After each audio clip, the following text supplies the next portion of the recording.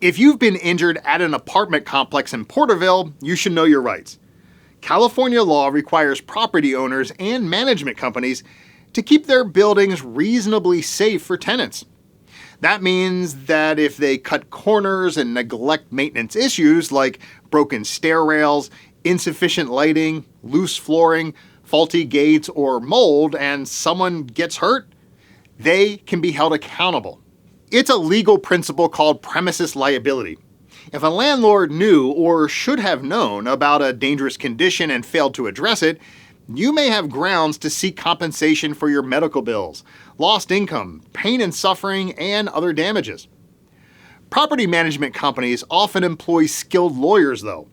You shouldn't have to face them alone.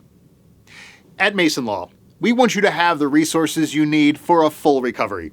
And that starts with a free consultation with one of our attorneys to understand all your legal options. So if you or someone you love has been injured at a Porterville apartment complex due to property management neglect, contact Maison Law right away.